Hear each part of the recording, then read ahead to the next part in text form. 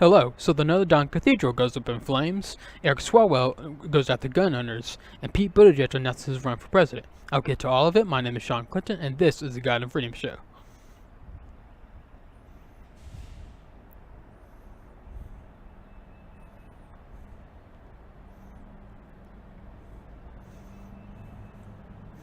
Alright, I hope everyone had a great weekend. We have a lot to get to, so let's not waste any time. So, on Monday, as you probably already heard by now, there's a horrible fire over at the Notre Dame Cathedral in middle of Paris at 6:30 p.m. On April 15th, on a Monday. The fire was suddenly started on I think, the roof of the cathedral and just spread out from there, causing the spire to actually collapse into the roof, and it's caused a lot of damage to the whole thing. Thankfully, the fire department was able to get it out, so not the entire church did not burn down. Thankfully, so there's still many parts of it intact, but there's still a lot of damage to it. Which is, of course, as you see, if you have seen pictures of this place, it's absolutely beautiful. It's like over like 850 years old or so. It's actually started. So it broke ground in the year like 1163 and was completed in 1345. So I mean, it took 200 years to build that thing, and sadly, on April 15, 2019, it almost completely burned down. As of right now, we don't know the cause of the fire or anything. They're of course investigating it, but they just don't know the actual cause of it. But I do have suspicions that it probably was set on purpose. But of course, I don't have any evidence of this. But I mean, of course, when it comes out, we'll go from there. But anyways, thankfully, I mean, there's a lot of repair. It is likely to be repaired. There's actually a lot of GoFundMe pages being set for it to basically raise money to rebuild it. But I mean, of course, it's not going to be the same, because I mean, there's a lot of old structure that's lost from the fire. I mean, but yeah.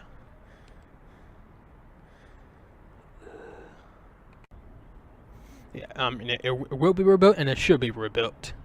Yeah, Emma Zolnati over at the Daily Water has a really good piece about why it needs to be rebuilt. Let me just go to it. Okay, and here is what it says. For a short while, I lived down the street from the Notre Dame Cathedral, and I didn't always like it. And I apologize if I say Notre Dame. I'm used to saying Notre Dame because of the football team over here in the U.S. But anyways, it's Notre. Right pronunciation for the church is Notre Dame. But anyways, continues. It was old, dark, crowded, the kind of place that tourists throng through on rainy days. Trace being pairs of mud over hundreds of years of art and architecture. I almost never went, but it was there in a movable, nearly immortal vision at the end of my block that reminded me not just of my temporary home's history, but of man's capacity for beauty. And all the ugliness in the world, Notre Dame stood as a testament that man could do something good, that in our short human lives that we could create timeless beauty even as we are passing away. I've stood in some of the greatest structures in the world. Of one fall, I sang in the choir at the Vatican and crawled through the quiet places of St. Peter's Basilica, whatever, the secret archives, the music room, and the sacristy, even the broom closets, home to the tombs of a few poor forgotten popes. But nothing ever made me feel quite the way Notre Dame did, especially when the sun broke through the monstrous rose window, an unmistakable reminder of heaven, even when God's voice in my life was particularly clear. When I watched the video of the spire falling this morning, I could feel it breaking my heart into a million pieces inside me. The reminder was gone. and that's why Notre Dame must be rebuilt. Because now more than ever, we need a reminder that that beauty, and most of all, that faith transcends human error. At a time when the Catholic Church needs unity, rebuilding one of our greatest structures, the historical home of the Crown of Thorns, and the site of so much of our history, may be the one way that we can recommit to facing the trials present ahead together. Make no mistake, the Church is under attack from both from within and without. All Christianity is. All people of good faith are. The Catholic Church is struggling with fractures that threaten to rip the Church apart.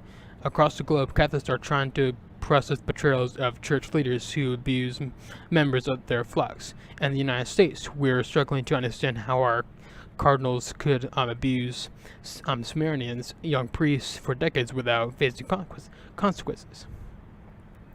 Just last week, Pope Martius Benedict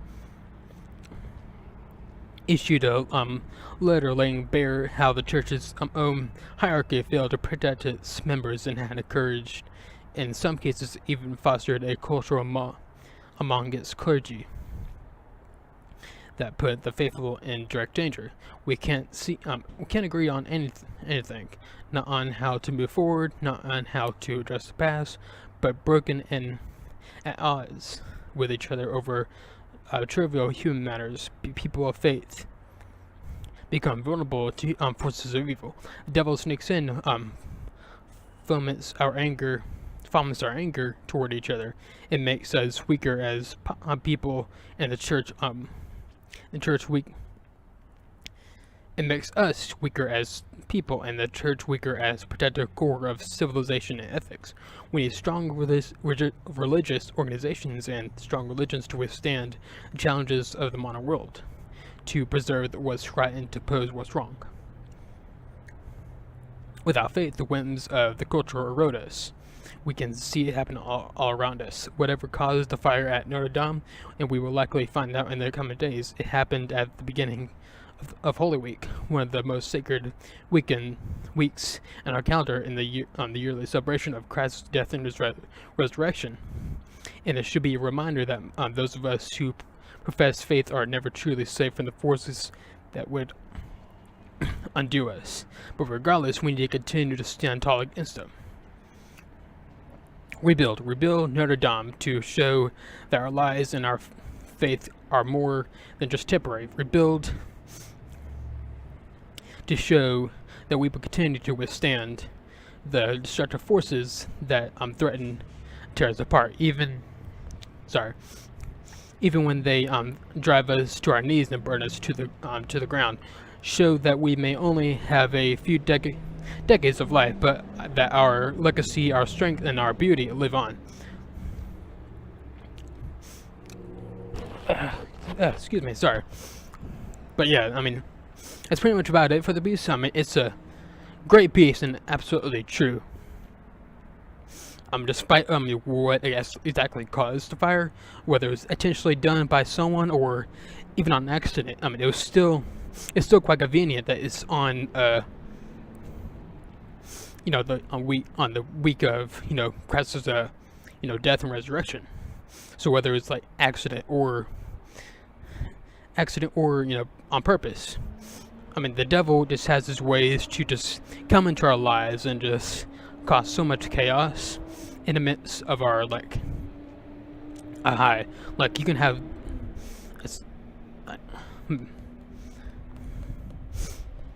for example of this, someone at my church runs a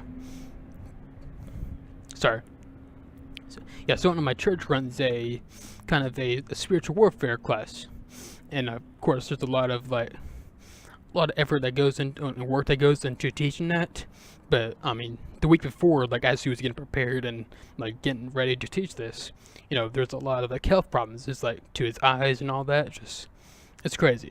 The devil has his way to come in and causing that. But that's when we need to stand up to him and say, all right, I know what you're doing, and they're not going to allow it.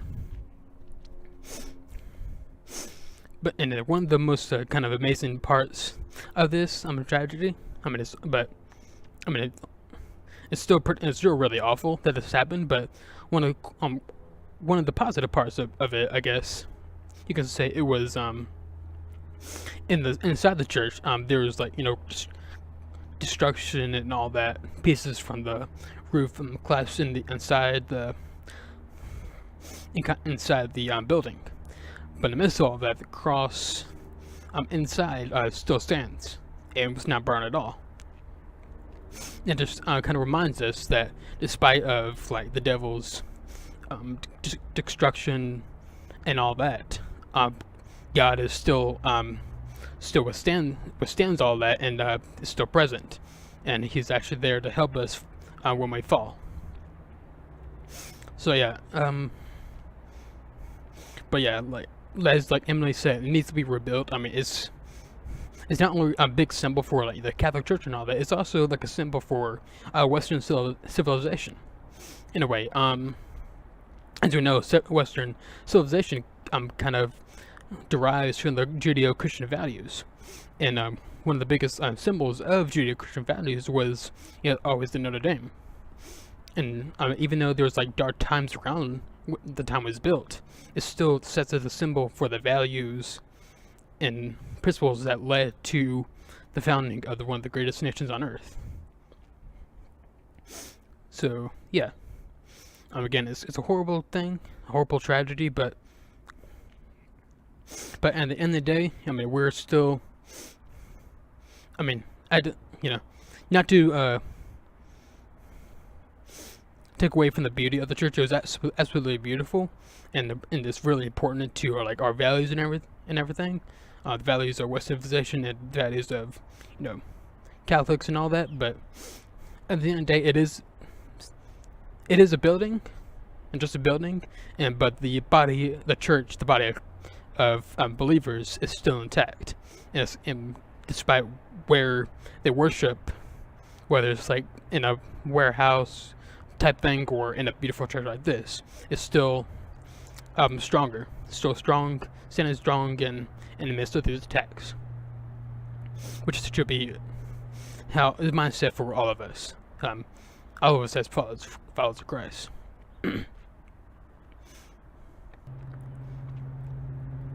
So, in other news, Eric Swalwell, who is one of the Democratic candidates for president, one of the 200 people running for president in the Democratic Party, but anyways, he signed off against the Second Amendment the other day, and more specifically, he went after AR-15s. He suggested that that Americans have no use, no reason to have AR-15s, and that there needs to be a ban on them. And he also said that anyone who doesn't turn in their AR-15s should be arrested and put in jail, which is, of course, a complete violation of the Second Amendment. As we know, the Second Amendment says that, actually pull it up.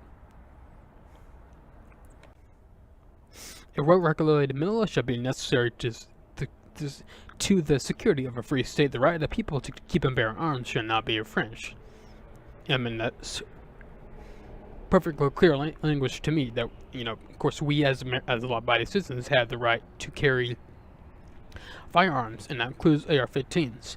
But one of the excuses Eric Swalwell and other people on the left like to use to why AR-15s have no reason to be on the streets is that they're weapons of war, and that the military should be the only ones that have these and all that. But the problem is, the military does not use AR-15s. It was actually, AR-15s was designed specifically for civilian use. So,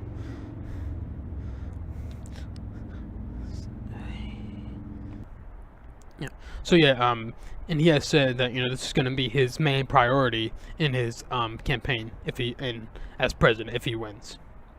And here's what he tweeted out on Monday. The right to live is supreme over any other. We started our campaign with the Parkland community because ending gun violence would be my #1 priority as president. So yeah, I mean, of course, gun violence is a horrible thing that should not happen. But of course, one of the ways that he wants to get rid of gun violence is to basically ban citizens from having firearms, which again, that's a violation of the Second Amendment. We as Americans have the right to carry firearms to protect ourselves. What's ironic about his statement that the right to live is supreme over any other is that he is, of course, pro-choice, which is like not uncommon with gun control advocates. They're big on gun control, but they're they're big on gun control, but when it comes to abortion, they're perfectly fine to killing the baby in the womb, which makes no sense. And they often like to accuse us as like we support the right of the life of the child and the unborn, but we also support allowing people to carry guns, which of course have no correlation. The reason why most pro-lifers are pro Second Amendment is because the reason most people carry firearms to protect themselves and others. So, I mean, there's no correlation between those two. And that's one of the frustrating things about the left when it comes to gun control. They like to say when anyone who doesn't agree with their view on abortion, not abortion, on gun control, that we are perfectly fine with kids getting slaughtered, which is certainly not true. Not true in the slightest. We just have different views on how to deal with this. But and of course, the left has that tendency to do that kind of bad faith arguments. But yeah. Alright, so anyways, Pete Buttigieg has announced his run for president, and of course at the Democratic Party. As we know, Pete Buttigieg is not really moderate, but he's one of the more saner Democrats out there. He's actually very respectful. He's actually willing to engage people on the other side and all that. But of course, he has this. He seems to be kind of saying things that indicate that he's becoming more radical. As we recall, he has attacked Mike Pence for a number of times for like almost no reason at all. Of course, as we know, Pete Buttigieg is a gay man, and Mike Pence is a Christian, and of course, Christians believe homosexuality is a sin. But Mike Pence has never said anything bad about Pete Buttigieg at all. He's actually, congratulated him when he went overseas and all that. But so it makes no sense why Pete Buttigieg would have attacked Mike Pence, except for kind of when intersectionality points, I guess. But anyways, he's of course sounding off on things like abortion. He's completely fine with the abortion and all that, which is, yeah, not surprising. But then again, he's like I said, he's not crazy like the others. He's actually willing to engage with the others, people on the other side, which is kind of a breath of fresh air in a way. Unlike the others, Of course, as we recall, yesterday I believe, yesterday or Monday, Bernie Sanders appeared on Fox News, which is really surprising to me. But of course, he's sounding off on his, usual tangent about socialism and all that. But props to him for actually going out to Fox News of all places to talk about this. And he seemed to be acting more like a front runner. But right now, as the polls show, Joe Biden is still in the lead. But then again, once he actually starts running, if he runs ever, his first day will be his best day. Then after that, he'll just go downhill. Like I said, I think Bernie Sanders is the likely nominee for Democrats in 2020. But we shall see. Again, it's 2019. Anything can happen at this point. I won't put anything under the rug or anything. But anyways, Alright, so let's get into some good news and bad news. Some good news of the day. Georgia Governor not Mike Pence, Brian Kemp is set to sign a medical marijuana bill, which is again I hope he does sign it, and which it would be a wonderful thing. As we know, medical marijuana or cannabis oil has a lot of great health benefits to people with epilepsy and even cancer and all that, and Parkinson's disease. So I'm happy that Georgia is finally legalizing this, so patients can actually start using it for health reasons and all that. And other good news, the Mueller report is set to be released tomorrow. Actually, the actual report, the 400-page redacted report, whatever. And it's set to be released, so get ready for mass chaos tomorrow. Yeah, excuse me. But anyway, yeah. But of course, we already know what's going to be in it. According to the William Barr summary, that of course Mueller did not find any evidence of collusion, and did not have any sufficient evidence to charge Trump with obstruction. So again, we already know what's going to be in it, but of course, Democrats have refused to accept that report, so they've been anxiously waiting to see what's in this. But of course, if it says the same thing, I highly doubt Democrats will go down fighting from this. Maybe some will, but the more radical Democrats will not go down fighting. They'll just still cling on to their narrative and say, probably that Mueller is he's being threatened or has been blackmailed by Trump, or he's been working with Trump secretly, whatever. But we shall see. But yeah, it was good to know and have something to actually talk about on Friday. But anyways, let's get into some bad news. Excuse me. So Ilhan Omar, who's one of the fresh faces of the Democratic Party, so fresh face, she made comments on the 9/11 the other day. Sorry, and what she basically said is that 9/11 was some people did something, which is a very odd way to talk about 9/11, which was, as we know, 9/11 was the worst terrorist attack in the United States.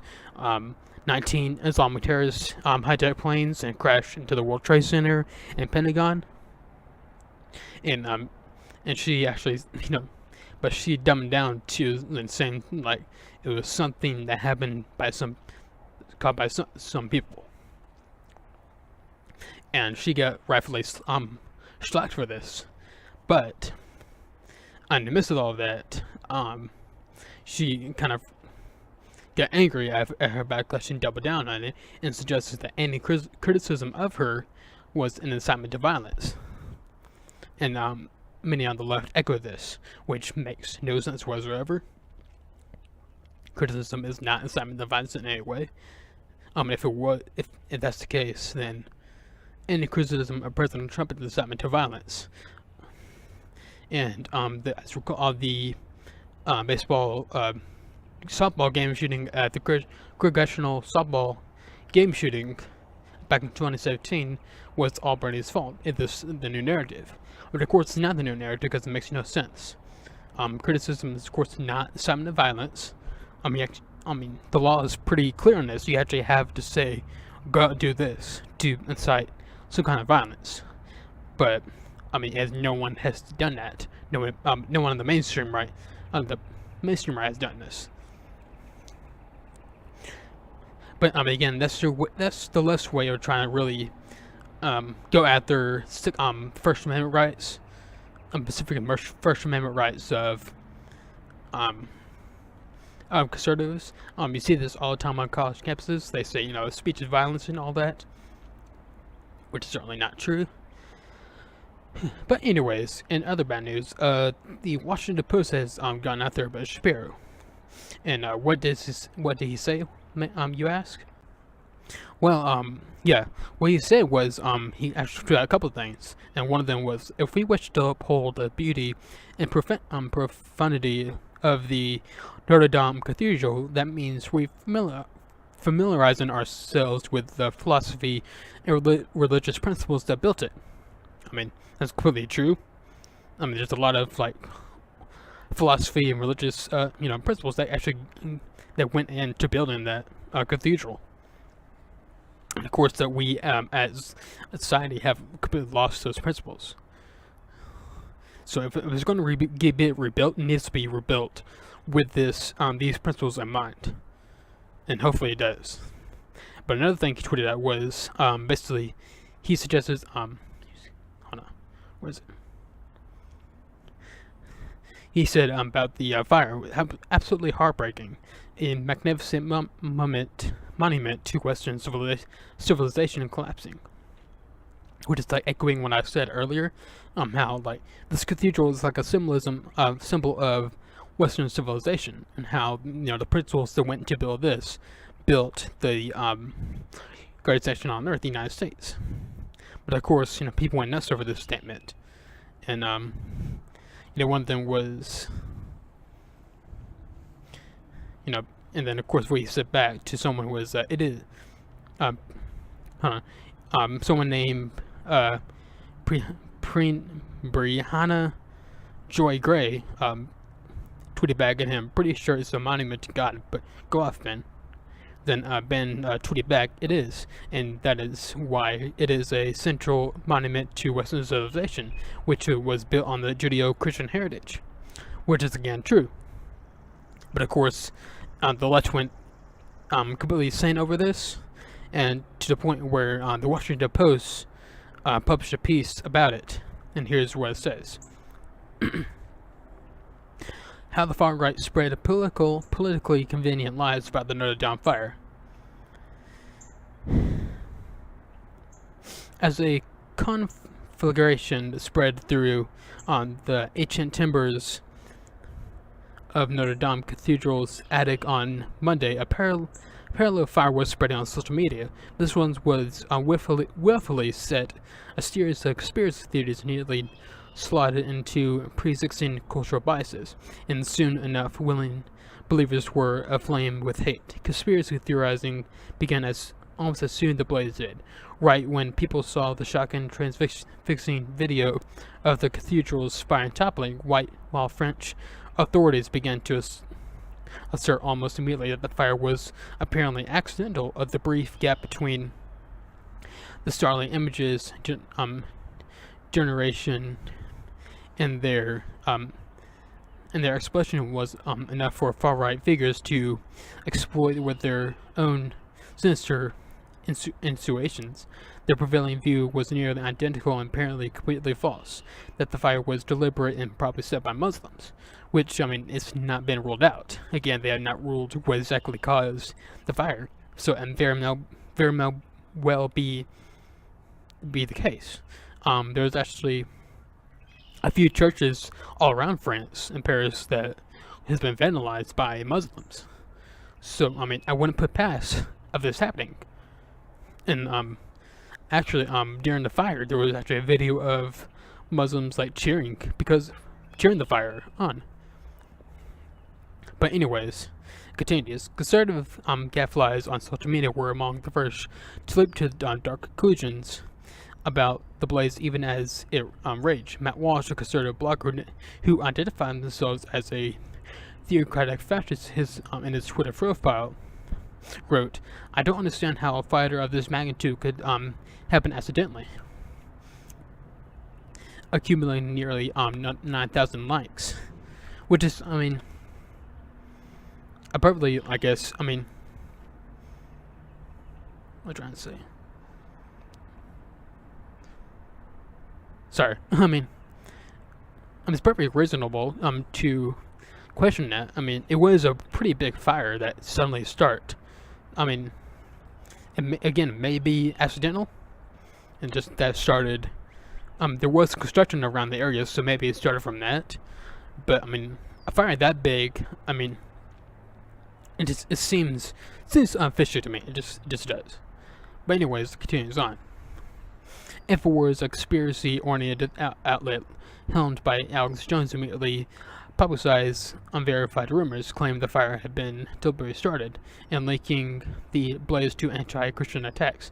Katie Hopkins, a racist British provocateur, was more explicit, claiming that Jewish and Christian persons are being hunted down out of the city by Islamists fleeing, and there are thousands of affixing the hashtag Notre Dame.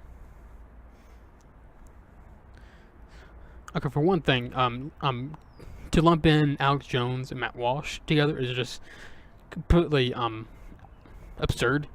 Alex Jones is like crazy and like a conspiracy theorist and all that, and Matt Walsh did not like that at all. But anyways, whatever fits their narrative. Many figures on the right took the opportunity to turn Notre Dame into a metonym for Western civilization as a whole, and intimidating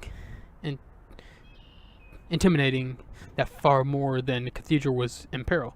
Just as the fire hit social media, conspiracy theorists and brain supplement salesman Mike Curvit dramatically tweeted, "The West has fallen." Shortly thereafter, fast-talking far-right pundit Ben Shapiro called Notre Dame a monument to Western civilization and Judeo-Christian heritage. Given the already raging rumors about Muslim involvement, these tweets invoked the specter of a war between Islam and the West that is already part from numerous far-right narratives. It is also a central thread in the manifesto of Brenton Tarleton,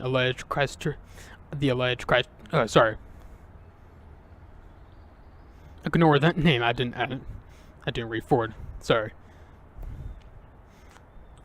Yeah, I apologize for saying his name. I actually don't. I'm making the point not to say a shooter's name or any shooter's name of any like shooting or bomb, whatever. But I mean, that was by accident, so I apologize for that. It won't happen again. But anyways, the shooter of the alleged Christchurch, the shooter of Christchurch in New Zealand. Whatever. Anyways, on Tuesday, Shapiro called this article simply gross and called Notre Dame a monument to Western civilization because it is, not because of malicious intent. Okay. Richard Spencer, professional racist and coiner of the term alt-right, openly advocated for such warfare, stating his hopes that the fire would spur white men into action to seize power in his countries and the world, and declaring such as insurgents a glorious purpose. Okay, yeah, I'm not gonna read it. I mean, it's just a ridiculous piece and just completely untrue. And to lump Richard Spencer with Bishop Shapiro is, like, again, very gross. Richard Spencer is pretty much open white supremacist alt-right figure, and he's not too fond of Jews or anything. But again, nothing that Ben said was false. I mean, again, the cathedral, Notre Dame, is a symbol of Western civilization because of the values that spread from it, that built that place. But of course, the left does not believe in these values, which is why anyone who expresses it gets called racist or Islamophobe or anything. And one of the arguments is asking, why Judeo-Christian? Why not like also Islamist values? Well, to put it simply, the ideas of Western civilization came specifically from Judeo-Christian values, and the Muslim values had nothing to do with it. I'm being blunt here. That's the absolute truth. I mean, nothing against Muslims, personally, but I mean that's the truth. This country, Western civilization was founded on Judeo-Christian values. Period. But anyways, I mean that's just West's way trying to tear down the idea that Western civilization is good. They often conflate it with with white supremacy, which is completely absurd. But anyways, National Review has a good piece about this by Deborah French. The Notre Dame fire that like every single stigmatized tragedy brought out some of the usual bottom-dwelling conspiracy theorists, and it's perfectly and it is perfectly fine, good even, to call them out for their irresponsible speculation. So it wasn't terribly surprising to see a Washington Post piece this afternoon called "How the Far Right Spread Politically Convenient Lies About the Notre Dame Fire." It's by Talia Levin, who resigned from the New Yorker last year after falsely suggesting that a Marine combat wounded former Marine had a Iron Cross tattoo, and it takes aim at the number of usual suspects, as Alex Jones and Kate Hopkins, but then contains this astonishing paragraph. Many figures on the right took the opportunity to turn Notre Dame into a metonym for Western civilization as a whole, intimidating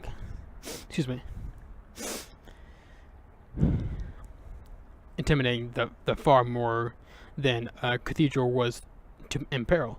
Just as the fire hit social media, conspiracy theorists and brain supplement salesman Mike Kovanich dramatically tweeted that the West is falling. Shortly after, fast-talking far-right pundit Mitch Shapiro called Notre Dame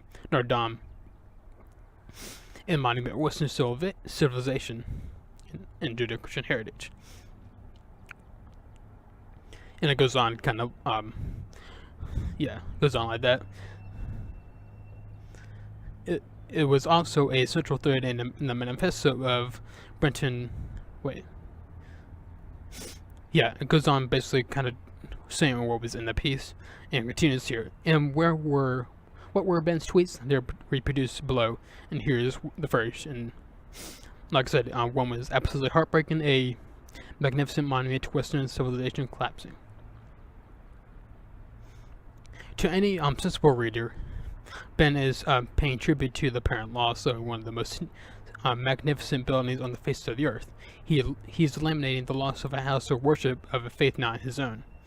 He is not casting blame. He is not trafficking in conspiracy theories. Moreover, he's right. Western civilization is rooted in Judeo-Christian tradition. Moreover, the cathedral itself demonstrates the Jewish roots of Christianity. To take just one example, the West facade features statues of 28 kings of Judah.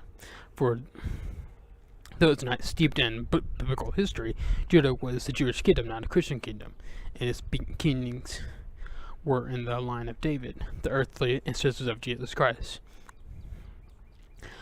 For more about the cathedral's relation to Judaism, I urge you to read the Ford's excellent piece, "What Jews Might Have Lost in the Fire of the Notre Dame de Paris Cathedral."